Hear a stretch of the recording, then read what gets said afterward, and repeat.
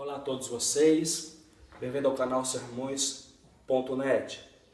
Hoje eu quero trazer o esclarecimento sobre os dízimos. É de importância nós falarmos sobre os dízimos, porque nessa atual dispensação vivemos conflito entre pessoas que dão os dízimos, entre as pessoas que não congregam, entre os louvores. Na verdade, vivemos numa situação de apostasia. Paulo chegou a dizer aos Tessalonicenses que nós não devemos mover facilmente, quer por espírito, quer por cartas, quer por palavra, como o dia do Senhor estivesse próximo, como a grande tribulação estivesse próximo.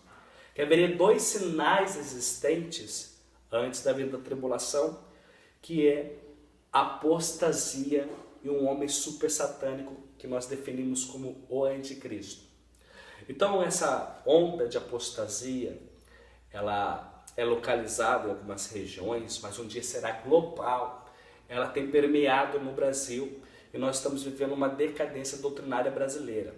Então o esclarecimento dos dízimos eu quero trazer dentro dos parâmetros bíblicos, com todas as referências bíblicas. Eu irei citar todas as referências bíblicas do dízimos no plural e do dízimo do singular. Mas nosso objetivo é trazer o esclarecimento do contexto bíblico, também o esclarecimento histórico. Irei pautar sobre o Concílio de Macon de 585, que pela Igreja ICAR, Igreja Católica Apostólica Romana, ela não tinha a entrega do dízimo, até então que foi colocado 20 estatutos, e o quinto estatuto era que quem não dizimasse era excomungado da igreja. Então eu irei contar um pouquinho dessa história, irei falar da vinda da descendência de Levi. Após 2000 anos, a descendência de Levi foi separada.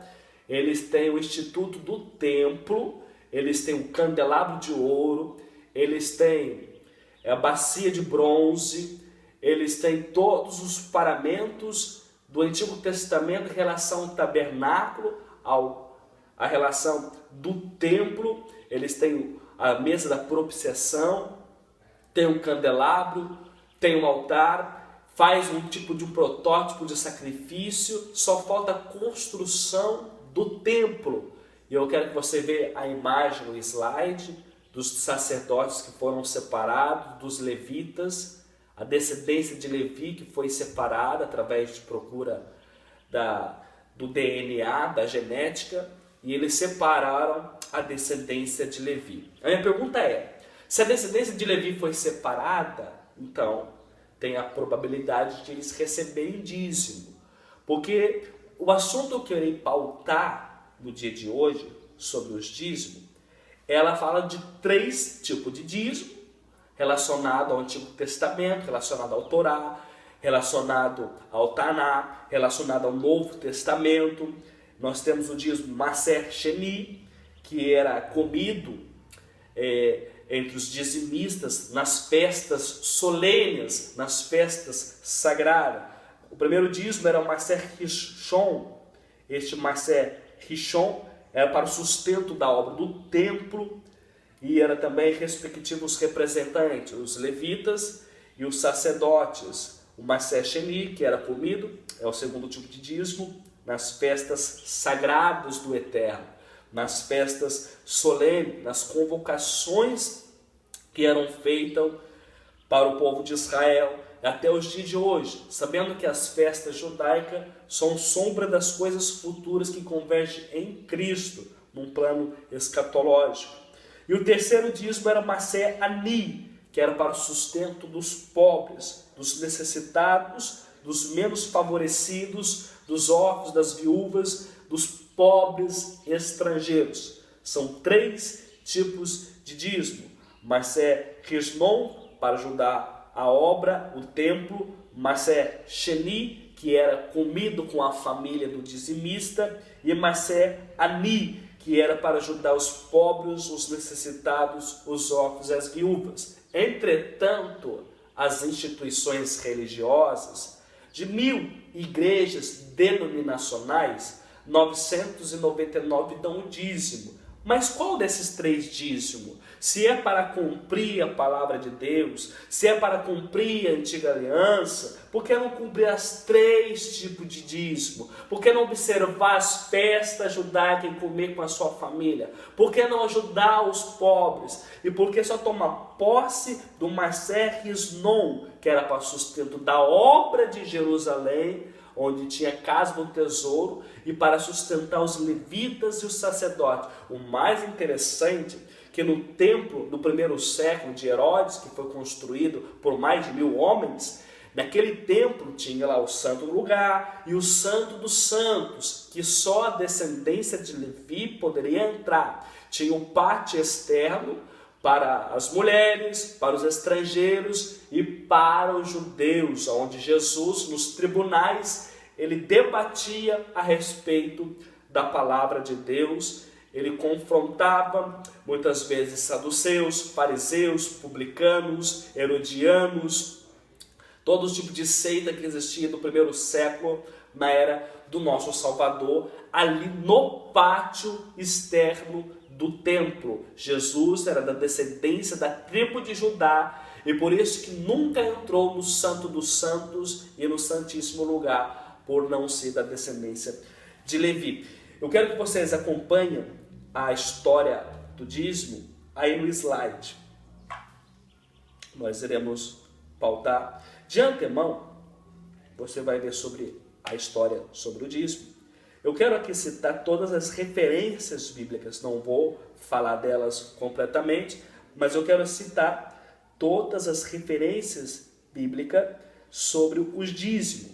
Nós temos no plural 26 referências da palavra dízimo, que no hebraico é maser, de mar, que vem de 10%. Nós temos registrados em Números capítulo 18, versículo 21, aos filhos de Levi dei todos os dízimos de Israel por herança, pelo serviço que presta e pelo serviço da tenda da congregação. Nós temos Números capítulo 18, versículo 24, nós temos Número 18, versículo 26, nós temos Número capítulo 18, versículo 28, versículo de número 30, nós temos Deuteronômio capítulo 12, verso 6, verso de número 11, Deuteronômio 14, versículo de número 22, versículo de número 23, versículo de número 28, Deuteronômio capítulo 26, verso de número 12, capítulo 26, verso de número 14, Segunda das Crônicas, capítulo 31, verso de número 5, capítulo 31, verso 6, verso de número 12. Nós temos o livro de Neemias, capítulo 10, versículo 37, versículo 38, Neemias, capítulo 12, versículo 44, Neemias, capítulo 13, verso 5, verso 12, Malaquias, capítulo 3, verso 8, verso de número 10, Hebreus, capítulo 7, versículo 5,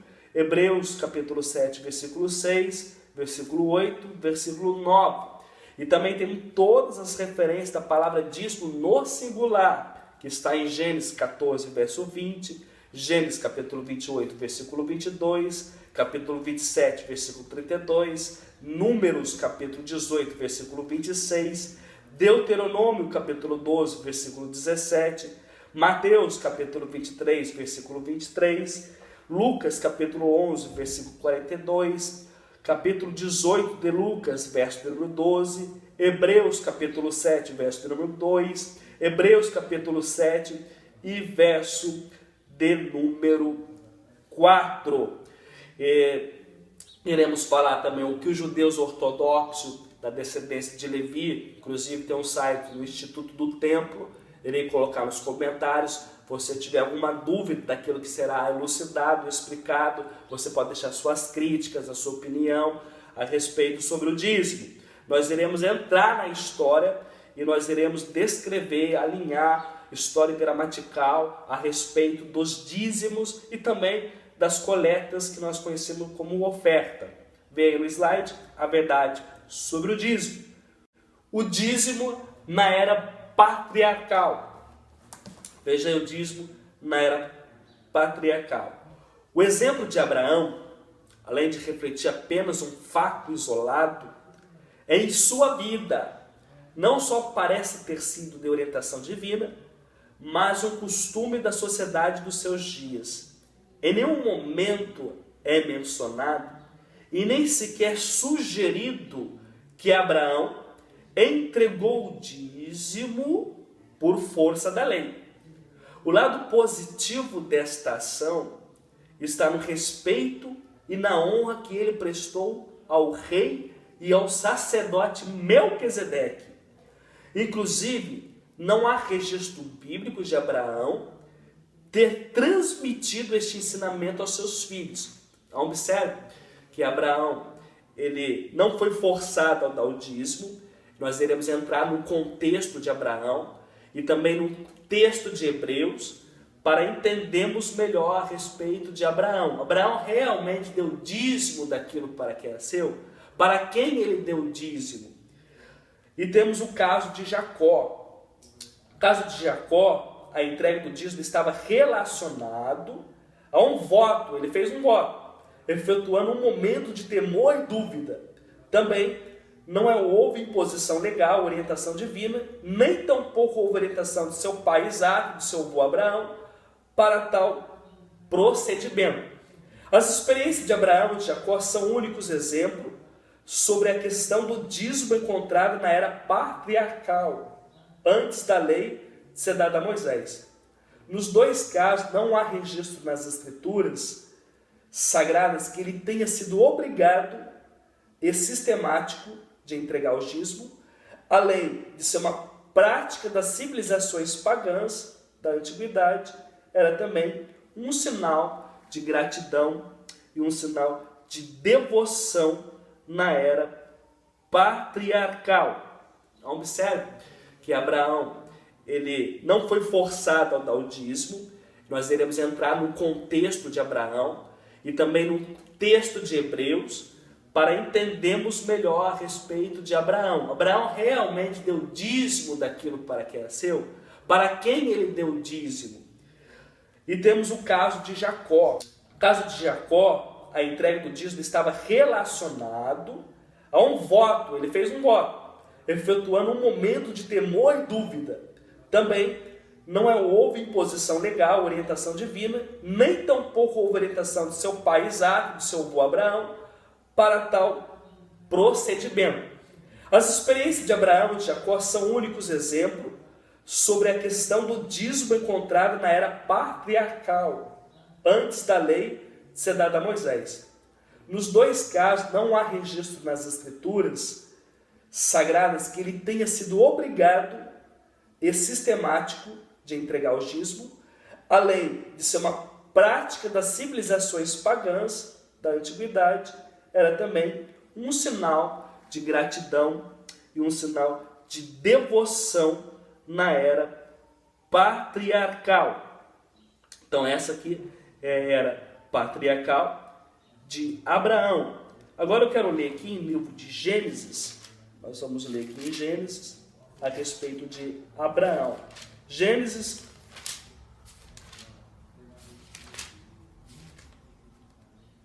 e depois nós vamos ler Hebreus, capítulo 14 e verso de número 20, que diz assim: Bendito seja o Deus Altíssimo, que entregou os teus adversários nas tuas mãos, e de tudo lhe deu Abraão o dízimo. Veja, ele deu de tudo que Abraão tinha.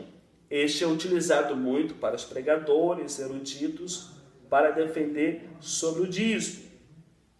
Mas, entrando nessa história de Abraão, que deu o dízimo de tudo, é necessário nós entendermos o que a palavra de Deus ela vai nos mencionar a respeito de Abraão.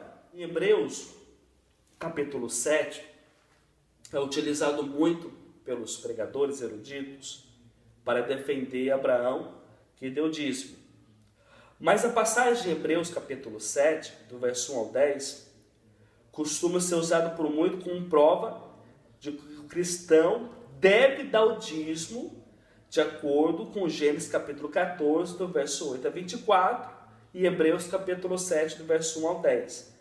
Entretanto, é preciso perguntar nessas passagens quem deu o dízimo, de onde veio o dízimo e quem o dízimo foi entregue. Ou melhor dizendo, a quem o dízimo foi entregue. São 3 perguntas. De onde veio o dízimo,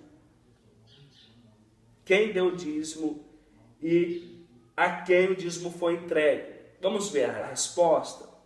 Os reis de Sodoma e Gomorra, os seus aliados, guerrearam contra Gedorlaomer e outros reis, os quais venceram e aprisionaram Ló como os reis de Sodoma e Gomorra.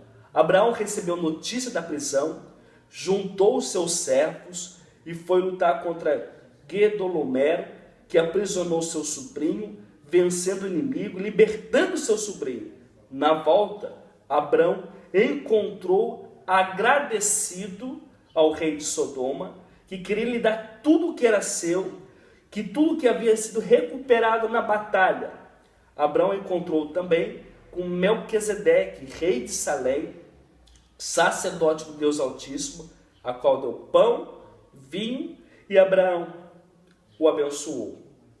Em troca, Abraão pegou dos bens do rei de Sodoma, que havia recuperado, deu 10% a Melquisedeque. Repare que Abraão não deu do que era seu, mas do que era do rei de Sodoma. O rei de Sodoma não aceitou daqueles despojos de guerra que conseguiu vencer os reis, Gedorlaomer e os reis malvados. O rei de Sodoma concedeu tudo para Abraão, e Abraão foi dar o dízimo daquilo que não era seu.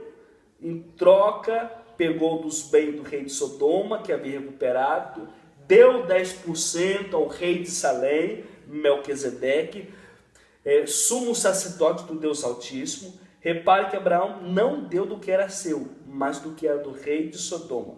O rei de Sodoma ofereceu que Abraão ficasse com os 90% dos seus bens, mas este recusou aceitar até mesmo a correia de uma sandália. Portanto, nada do que Abraão deu a Melquisedeque era realmente seu. Quem pagou o dízimo?